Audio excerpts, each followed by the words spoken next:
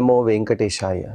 అఖిలాండకోటి బ్రహ్మాండ నాయకుడైన శ్రీ శ్రీనివాస పరబ్రహ్మ యొక్క దివ్యానుగ్రహ విశేషం చేత తిరుమల తిరుపతి దేవస్థానం వారు అనేక ధార్మిక కార్యక్రమాలు నిర్వహిస్తున్నారు. అందులో భాగంగా ప్రతిరోజు కూడా మనం శ్రీమన్ మహాభారత అంతర్గత అరణ్య పర్వలోని తీర్థయాత్ర పర్వ అనే అనుపర్వలోని విశేషాలను తెలుసుకుంటున్నాము. ఈనాటి ప్రవచన కార్యక్రమాన్ని మనము మంగళ శ్లోకాన్ని పలుకుతూ ప్రారంభించుకుందాం. నారాయణం నమస్కృత్య నరం చైవ నరోత్తమం దేవీం సరస్వతీం వ్యాసం తతో జయముదీరయేత్.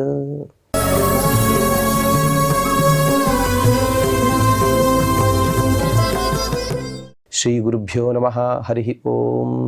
పాండవులందరూ కూడా అనేక తీర్థక్షేత్రాలను సంచరిస్తూ వారు గంధమాదన పర్వతానికి వచ్చారు. ఒక సందర్భంలో ఆ గంధమాదన పర్వతంలో ఉండేటువంటి శ్రేణులలో చక్కగా గాలి వీస్తూ ఉంటే ఆ గాలిలో ఒక సౌగంధికా పుష్పం కూడా అది గాలిలో కొట్టుకొచ్చినది.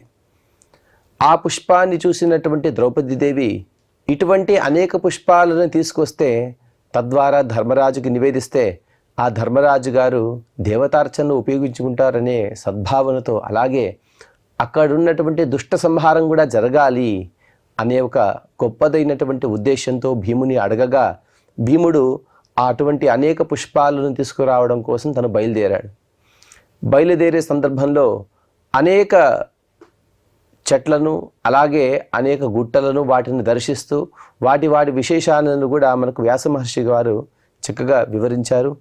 అలాగే ముందుకు వెళుతున్నటువంటి భీముడు తను తస్య శబ్దస్య భీమే శబ్దేన భీమసేన రవేణ చ బాహుశబ్దేన చోగ్రేణ నదంతీవ గిరేర్గుహాహ. భీముడు వెళ్ళే సందర్భంలో అతని పాదఘట్టాలు పాదతలం యొక్క స్పర్శ తద్వారా భూమి మొత్తం కూడా కంపిస్తూ అక్కడున్నటువంటి గుహలన్నీ కూడా ప్రతిధ్వనిస్తూ ఉన్నాయి. తం వజ్ర నిష్పేష సమం ఆస్ఫోటిత మహారవం శ్రుత్వా శైల గుహాసుప్తై సింహైర్భుక్తో మహాస్వనః. భీముడు తన వేగాన్ని సూచిస్తూ ఒకసారి గట్టిగా గర్జించాడుట.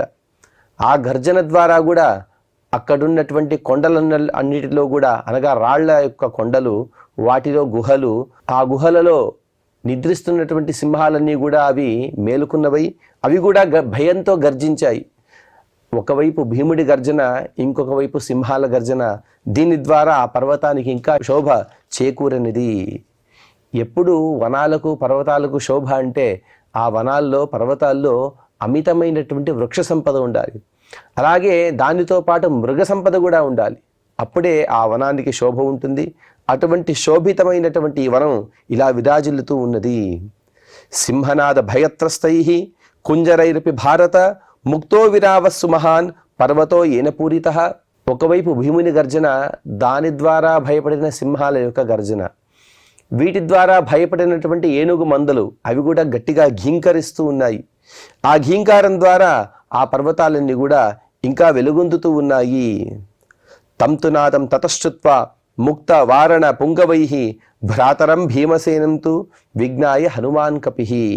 ఇక ఈ అన్నిటి యొక్క శబ్దాలను విన్నటువంటి అక్కడే విశ్రాంతి తీసుకుంటున్న ఆంజనేయ స్వామి గారు ఈ శబ్దాలను విన్నారు. ఇంతదాకా కూడా ఆంజనేయ స్వామి గారు అక్కడ వేచి చూస్తూ ఉన్నారు, ఎప్పుడెప్పుడు భీముడు వస్తాడా అని. ఇక భీముడు రావడం ఎప్పుడైతే తెలిసిపోయినదో వెంటనే ఆనందిస్తూ ఉన్నారు. దివంగమం రురోదాథ మార్గం భీమస్య కారణాత్ అనేన హి పథామానై గచ్చేది విచార్య సహా. ఆంజనేయ స్వామి వారు చక్కగా నిద్రిస్తూ ఉన్నారట ఆ పర్వతంలో. ఆ పర్వతంలో నిద్రించే సందర్భంలో భీముడి గర్జన విన్నటువంటి ఆంజనేయ స్వామి వారు ఒక పెద్ద చెట్టుని అలా అధిరోహించి ఒకసారి కిందికి చూశారట. కిందికి చూస్తే భీముడి రాక కనబడుతూ ఉన్నది. అందుకు సంతోషించిన ఆంజనేయ స్వామి వారు అక్కడే ఒక చిన్న మార్గం, అటువైపు ఇటువైపు మార్గం లేదు, మధ్యలో ఒక చిన్న కాలిబాట ఉన్నది. ఆ కాలిబాటను అడ్డగిస్తూ తను అలా విశ్రాంతి తీసుకుంటూ ఉన్నారు. ఆస్తే ఏకాగినే మార్గే కదలీ షండమండితే భ్రాతుర్భీమస్య రక్షార్థం తమ్మార్గం అవరుధ్యవై. అటువైపు ఇటువైపు మొత్తం కూడా ఇంతకుముందే మనం విన్నాం కదా, కదలీ షండము, చాలా పెద్ద పెద్ద ఎత్తుగా ఉన్నటువంటి అరటి చెట్లు. ఆ అరటి చెట్ల మధ్యలో ఆంజనేయ స్వామి వారు విశ్రాంతి తీసుకుంటూ ఉన్నారు. ఆ చిన్న దారి, ఆ చిన్న దారిలో భీముడు ఇలాగే వెళ్ళాలి, ఇది తప్ప వేరే కాలి బాట లేదు అని తెలుసుకున్న ఆంజనేయ స్వామి వారు తన తమ్ముడైనటువంటి భీముని యొక్క రక్షణను కోరుతూ వారు ఆ ప్రదేశంలో విశ్రాంతిని స్వీకరిస్తూ ఉన్నారు. ఏమిటి ఆ భీముని యొక్క రక్ష అంటే, మాత్ర ప్రాప్స్యతి శాపం వా దర్శనాం వేతి పాండవ కదలీషండ మధ్యస్థ ఏవం సంచింత్య వానరః. ఇక్కడ ఆ ఆంజనేయ స్వామి వారిని వానరః అని పిలిచారు. కోశంలో వానర శబ్దాన్ని ఎక్కడ ఉపయోగిస్తారు అంటే, వానాని శుష్క ఫలాని రాతి ఆదత్తే ఇది వానరః. ఎండిపోయిన పండ్లను స్వీకరిస్తూ ఏ ప్రాణులైతే వాటి జీవనాన్ని సాగిస్తుంటాయో వాటిని వానరాలు అని పిలుస్తారు.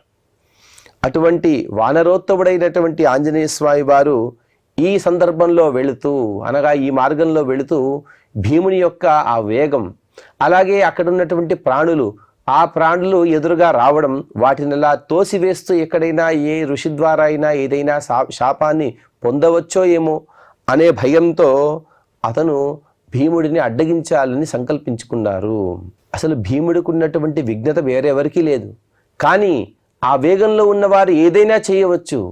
ఆ చేసే సందర్భంలో ఎన్నో ప్రమాదాలు కూడా రావచ్చు అనే ఒక సదుద్దేశంతో శాస్త్రంలో ఒక మాటను చెబుతారు, పాక్షికోపి దోష పరిహర్తవ్య. ఏదో మనం అలా వెళ్తూ ఉంటాము, కాలికి ఒక చిన్న ముళ్ళు గుచ్చుకుంది అని అనుకుంటున్నా కూడా ఏదో చిన్న ముళ్ళని మనం ఏ విధంగా అయితే తాత్సారం చేయమో, ఎందుకంటే ఈరోజు ఉన్నటువంటి చిన్న గాయం రేపు పెద్దదైపోతే అలా కాకూడదు. ఎందుకంటే పాక్షికమైనటువంటి దోషాన్ని మనం దాన్ని పరిహరించుకోవాలని శాస్త్రవచనం కాబట్టి భీముడు అకస్మాత్తుగా కూడా తప్పును చేయకూడదు. తద్వారా భావి కాలంలో జరిగేటువంటి కురుక్షేత్ర సంగ్రామంలో భీముని యొక్క పెద్ద పాత్రను వహించాలి భీముడు.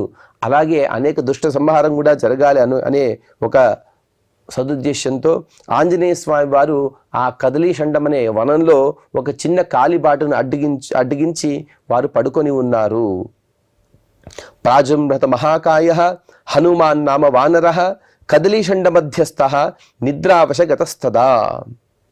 కాస్త ఒళ్ళు విరిచారట ఆంజనేయ స్వామి వారు.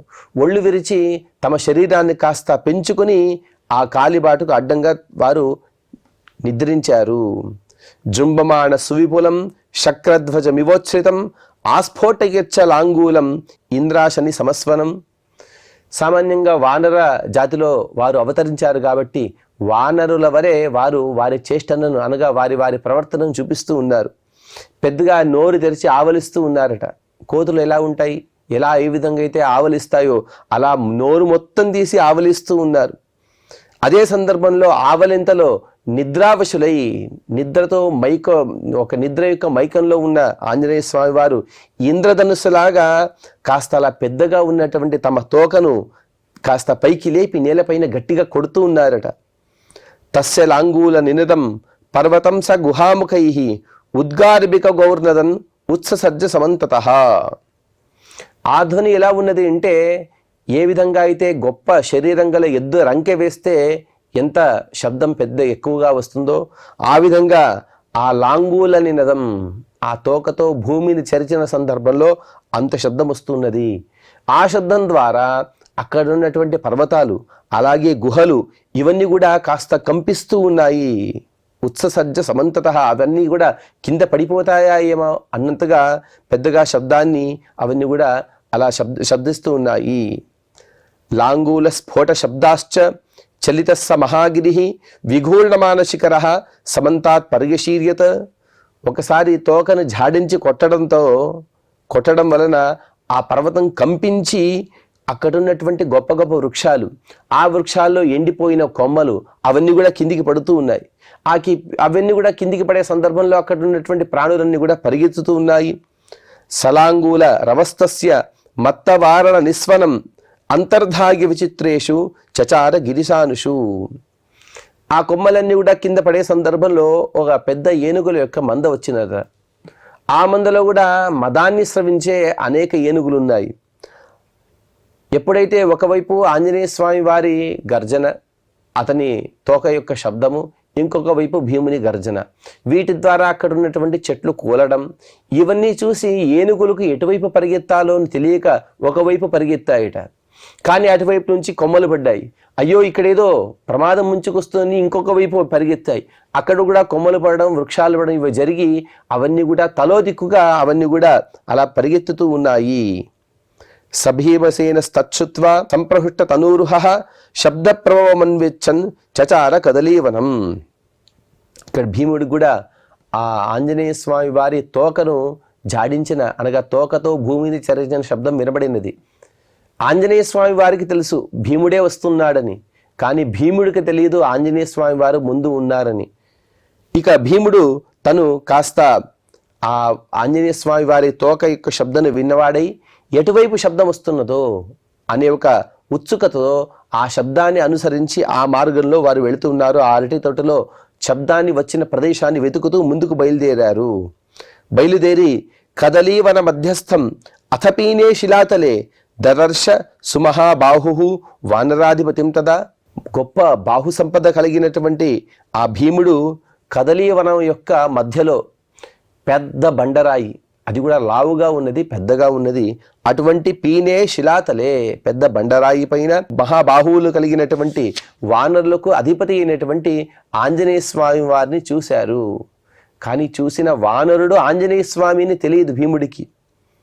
ఆంజనేయ స్వామి వారు ఎలా ఉన్నారు అంటే విద్యుత్ సంప్రాత దుష్ప్రేక్షం విద్యుత్ సంపాత పింగళం విద్యుత్ సంపాత నినదం విద్యుత్ సంపాత చంచలం.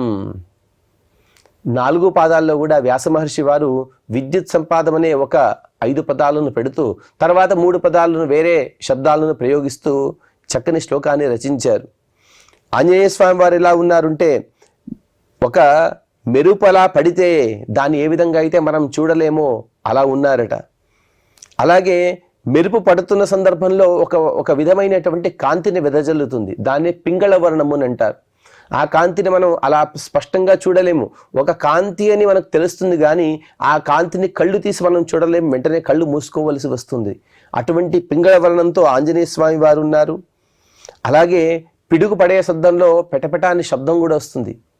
ఆ విధంగా శబ్దంతో, అనగా శబ్దాన్ని వారు చేస్తూ ఉన్నారు తమ తోకను జాడిస్తూ. ఏ విధంగా అయితే పిడుగు పడుతుందో అని తెలియదు మనకు.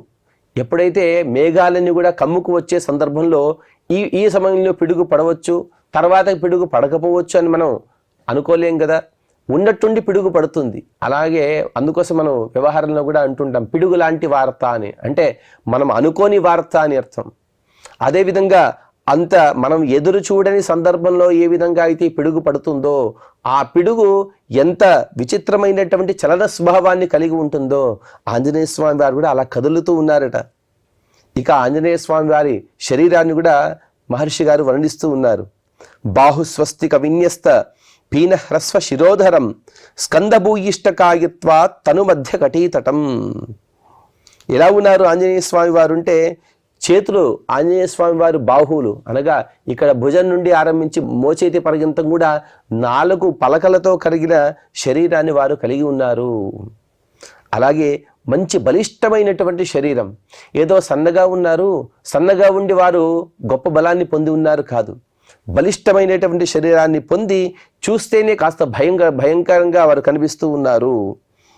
అలాగే మెడ కాస్త పొట్టిగా ఉన్నదట. పొట్టిదైనటువంటి మెడ ఉండి అలాగే వారి నడుము మరియు పిరుదుల ప్రాంతం కూడా సన్నగా ఉన్నది. అటువంటి సుందరమైనటువంటి శరీరం ఉన్నది ఆంజనేయ స్వామి వారికి. సామాన్యంగా కోతులకు ఒక విధమైనటువంటి మూపు ఉంటుంది, అనగా మన కంఠం యొక్క వెనక భాగం. ఆ మూపు చక్కగా ఒక మనోహరంగా కనబడుతున్నది. అటువంటి మూపును కలిగిన సుందరమైనటువంటి శరీరాన్ని పొంది ఆంజనేయ స్వామి వారిని భీముడు దర్శిస్తూ ఉన్నాడు. కించిచ్చా బుగ్ధశీర్షేణ దీర్ఘరోమాంచితేన చ లాంగూలేనోర్ధ్వగతిన ధ్వజేనేవ విరాజితం. ఆంజనేయ స్వామి వారు తోకతో అలా భూమిని చెరుస్తూ ఉన్నారు. శబ్దం చేస్తూ ఉంటే ఆ శబ్దాన్ని చూసిన భీముడు అనుకుంటూ ఉన్నాడు, అయ్యో ఈ తోక కూడా ఎంత బాగున్నది అంటే. తోక ఎలా ఉన్నదంటే ఆ తోకకు 2 వైపుల వంపులు ఉన్నాయట, ఇటు ఇటు తిరుగున్నది 2 వంపులు. చివరి భాగంలో మాత్రం పెద్ద పెద్ద వెంట్రుకలు ఉన్నాయి. ఆ వెంట్రుకలు కూడా పొడవుగా ఉన్నాయి. ఆ పైకెత్తిన ఏ విధంగా అయితే ఒక పతాకం కనబడుతుందో ఆ విధంగా ఆ తోక కూడా ఒక పతాకంలా శోభిస్తూ ఉన్నది. అటువంటి ఆంజనేయ స్వామి వారిని భీముడు దర్శించాడు. ఆభుగ్నం అనే ఒక విచిత్రమైనటువంటి పదాన్ని వ్యాస మహర్షి వారు ప్రయోగించారు. అనగా ఆభుగ్నము అంటే రెట్టింపు చేయబడిన, తోకలో రెట్టింపు అనగా తోక తన ఎంతైతే పొడవుని పొంది ఉన్నదో ఆ పొడవును కనబడకుండా 2 వర్తులాలు అనగా 2 వంపులు కలిగినటువంటి తోక, అటువంటి తోకతో కూడిన ఆంజనేయ స్వామి వారిని దర్శిస్తున్నాడు భీముడు. హ్రస్మౌష్టం తామ్రజిహ్వాస్యం రక్తవర్ణం చలద్భ్రువం వివృత్త దంష్ట్రా దశనం శుక్లతీక్ష్ణాగ్ర శోభినం. ఆంజనేయ స్వామి వారి శరీరం, అందులో కూడా ముఖం చాలా సుందరంగా ఉందట. ఏదో మనం వానర ముఖంగా మనం భావిస్తూ ఉంటాం, కానీ వానరాలు కూడా ఒక సౌందర్యం ఉంటుంది. అందులోనూ కూడా ఆంజనేయ స్వామి వారు సాక్షాత్తుగా వాయుదేవుని యొక్క అవతారం. చిన్న పెదవి కూడా చాలా సన్నగా ఉన్నది. అతని పెదవిని చూస్తే చాలు నాలుక కూడా ఎర్రగా ఉన్నది కనబడుతూ ఉన్నది. ఎర్రని నాలుక కలిగిన నోరు, అలాగే అతని శరీరం కూడా ఎర్రని ఛాయతో మెరిసిపోతూ ఉన్నది. కాస్తాల నిద్ర నుండి లేస్తూ ఉన్నారు, మళ్ళీ పడుకుంటూ ఉన్నారు. ఆ సందర్భంలో కూడా అతని కనుబొమ్మలు ఎలా ఉన్నాయంటే అటు ఇటు కదులుతూ ఉన్నాయి. సామాన్యంగా కోతులు మనం చూస్తూ ఉంటాం కదా, ఒక్క క్షణం కూడా ఊరికను కూర్చో, అదేవిధంగా వారు వ్యవహరిస్తూ ఉన్నారు. కదలాడుతున్న కూరలు కూడా తెల్లగా ఉన్నాయట. అలా నోరు తీస్తే సామాన్యంగా మానవులకి 4 కూర పండ్లు ఉంటాయి, ఇక కోతులు ఇంకా స్పష్టంగా అవి కనబడతాయి. అటువంటి తెల్లని కూర పండ్లు 4 ఉన్నాయి. అవన్నీ కూడా చాలా తీక్ష్ణంగా ఉన్నాయి. వాడి అయినటువంటి దంతాలు కలిగిన ఆ మొహము ఆంజనేయ స్వామి వారి యొక్క దివ్యమైనటువంటి దర్శనాన్ని భీముడు చేసుకుంటూ ఉన్నాడు. అపశ్యద్వదనం తస్య రశ్మిమంత వివోడుపం వదనాభ్యంతరగతై శుక్లైర్దంతైరలంకృతం. ఏ విధంగా అయితే నక్షత్రాలతో సహా కూడిన చంద్రుడు ఉదయించే సందర్భంలో చంద్రుని యొక్క శోభ ద్వారా నక్షత్రాలకు శోభ చేకూరుతుందో, అనగా ఒక చంద్రుడు ఉండే చాలు, ఏకశ్చంద్ర తమోహంతి నచ తారాగణ క్వచిత అంటారు సుభాషితంలో. ఒక చంద్రుడు ఉండే చాలు ప్రపంచమంతా కూడా వెన్నెలతో వ్యాపిస్తుంది. ఏ విధంగానో అదేవిధంగా ఆంజనేయ స్వామి వారి యొక్క మొహం చూస్తే చాలు ఉదయించే పూర్ణ చంద్రుని వలె మొహం కనబడుతూ ఉన్నది. అలాగే ఆ దంతాలన్నీ కూడా తెల్లగా మెరిసిపోతున్నాయట. అనగా ఆ దంతాలన్నీ కూడా నక్షత్రాల్లాగా, స్వామివారి ఆంజనేయ స్వామివారి మొహం మొత్తం కూడా అలా పూర్ణచంద్రులాగా కనబడుతూ ఉన్నది. కేసరోత్కర సమ్మిశ్రం అశోకానా వివోత్కరం హిరణ్మయీనా మధ్యస్థం కదలీనా మహాద్యుతిం. ఒకవైపు కదలీషండం అనగా అరటి చెట్లు, దాని మధ్యలోనే అశోక వృక్షాలు కూడా ఉన్నాయట. ఆ అశోక వృక్షాలు, వాటి ద్వారా కింద పడిన అనేక అశోక పుష్పాలన్నీ కూడా కేసర వర్ణంతో శోభిస్తూ ఉన్నాయి. ఒకసారి మనం ఊహించుకోవాలి, గంధమాదర పర్వతం కూడా మొత్తం మంచుతో కప్పబడి ఉన్నది. దాని మధ్యలోనే కదలీషండం, మంచి పచ్చని రంగులో అరటి చెట్లన్నీ కూడా కనబడుతున్నాయి. దాని మధ్యలోనే అశోక వృక్షాలు, వాటి నుండి కింద పడినటువంటి అనేక కేసర వర్ణంతో కూడిన పుష్పాలు, దాని మధ్య ఆంజనేయ స్వామి వారు నిద్రిస్తూ ఉన్నారు. ఆంజనేయ స్వామి వారి శరీరం అంతా ఎలా ఉన్నది అంటే బంగారు వర్ణంతో వారు చాలా సుందరంగా కనబడుతున్నారు. దీప్యమానైన వపుష స్వర్చిష్మంతమివానిలం నిరీక్షంతమమిత్రగ్నం లోచనైర్ మధుపింగళై.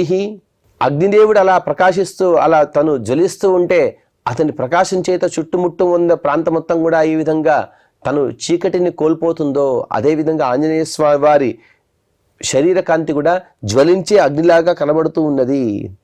స్వామివారి కళ్ళు ఎలా ఉన్నాయంటే తేనె రంగు మరియు పింగళ వర్ణం, ఈ రెండిటి కలయిక ద్వారా వచ్చే ఒక రంగు ఏదైతే ఉంటుందో అలా సుందరమైనటువంటి రంగుతో మిలమిలలాడే కళ్ళతో ఆంజనేయ స్వామి వారు కనబడుతూ ఉన్నారు. అటువంటి తం వానర వరం ధీమాన్ అతికాయం మహాబలం స్వర్గపంథానమావృత్య హిమవంతం వివస్థితం. అటువంటి గొప్ప లక్షణభరితమైనటువంటి శరీరం.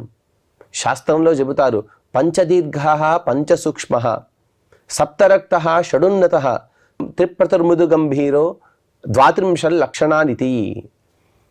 శరీరానికి సంబంధించిన ఏవైతే 32 లక్షణాలు ఉన్నాయో ఈ 32 లక్షణాలు అన్నీ కూడా ఆంజనేయ స్వామి వారు స్పష్టంగా కనబడుతూ ఉన్నాయి. దీన్ని ఇంకొక కావ్యంలో కూడా చెబుతారు, ఏ గుణానామ జగత్ప్రసిద్ధా యం తేషు తేషు స్మ నిదర్శయంతి సాక్షాన్మహాభాగవత ప్రబర్హం శ్రీమంతమేనం హనుమంతబాహు. అతను అలా పుట్టాడు. పుట్టడంతో అంజనా గర్భంలో పుట్టాడు కాబట్టి అతన్ని ఆంజనేయుడు అని పిలిచారట. కాస్త పెద్దవాడైన తర్వాత అతనికి ఇంకొక పేరు పెట్టారట, అది హనుమాన్ అని.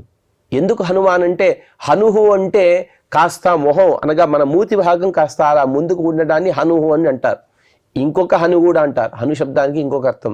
అదేమిటంటే ప్రపంచ ప్రసిద్ధమైనటువంటి శరీరానికి సంబంధించిన, ప్రపంచ ప్రసిద్ధమైనటువంటి మానసికానికి సంబంధించిన, అలాగే ప్రపంచంలో ప్రసిద్ధమైనటువంటి వాచనిక సంబంధమైనటువంటి ఏ గొప్ప లక్షణాలు ఉన్నాయో, శుభ లక్షణాలు ఉన్నాయో, ఆ అన్ని లక్షణాలు కూడా ఆంజనేయ స్వామి వారి ఎందుకు కనబడుతున్నాయి. హనుహు అంటే శుభ లక్షణాలు, ఆ శుభ లక్షణాలతో కలిగిన శరీరం కలిగిన వాడు కాబట్టి ఈ ఆంజనేయ స్వామి వారిని హనుమాన్ అని పిలిచారు.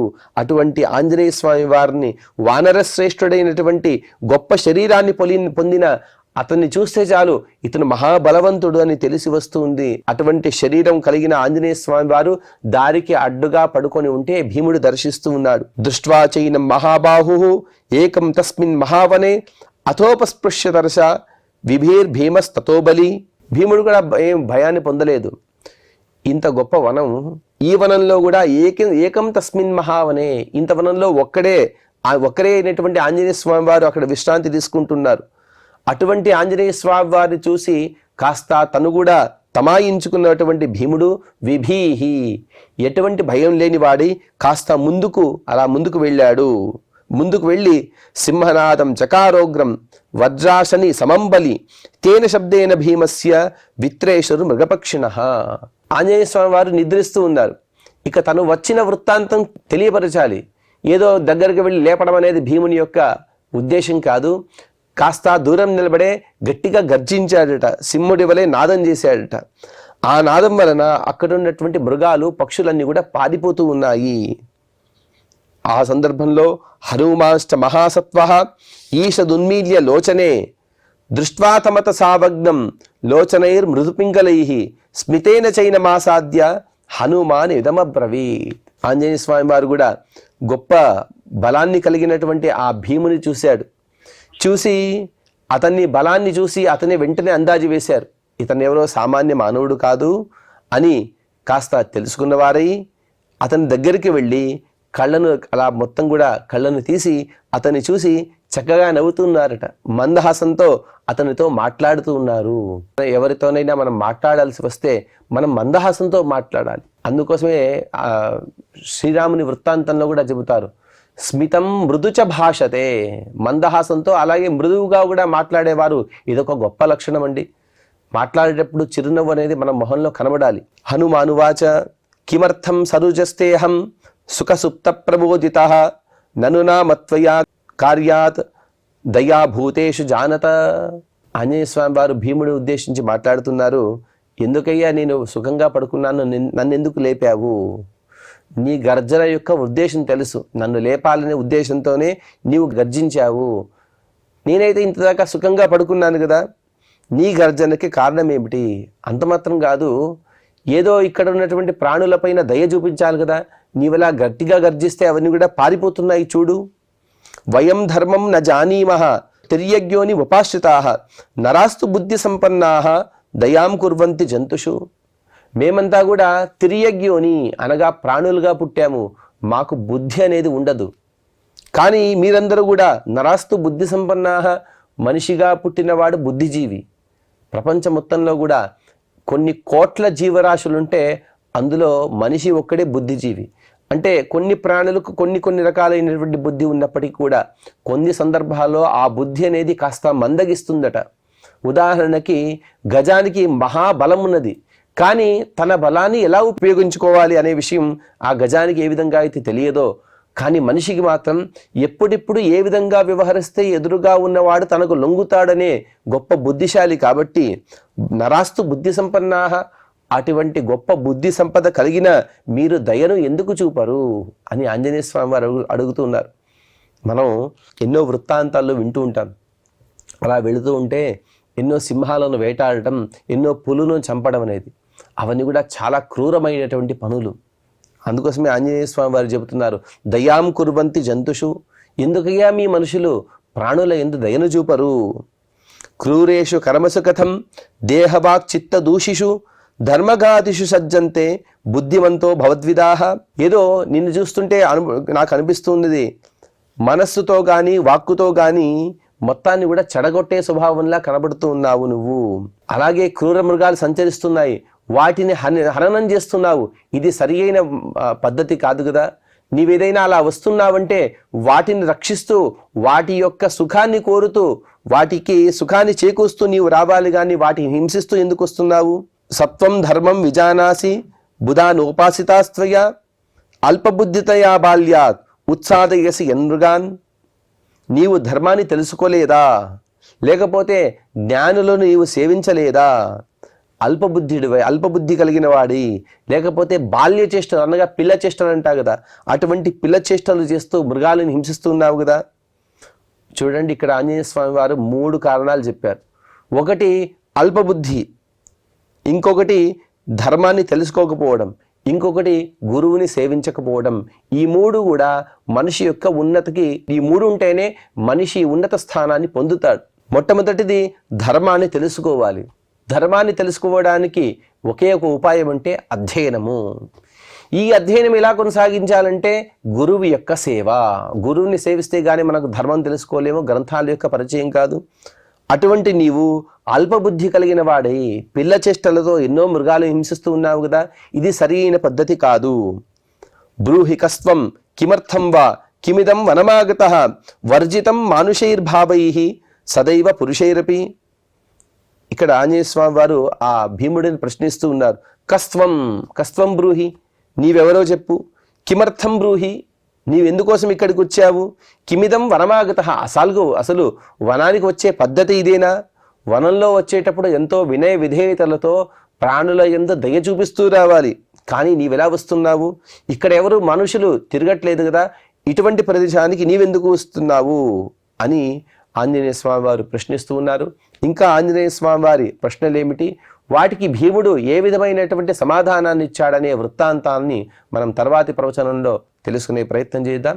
ఈనాటి ప్రవచన కార్యక్రమాన్ని ఆ స్వామివారి పాదపద్మముల యందు సమర్పణ చేస్తూ క్షమాప్రార్థన మరియు మంగళ శ్లోకాన్ని పలుకుదాం. యదక్షరపదభ్రష్టం మాత్రాహీనం చ యద్భవేత్ తత్సర్వం క్షమ్యతాం దేవ నారాయణ నమోస్తుతే. శ్రియః కాంతాయ కళ్యాణ నిధయేర్థినాం శ్రీవేంకట నివాసాయ శ్రీనివాసాయ మంగళం.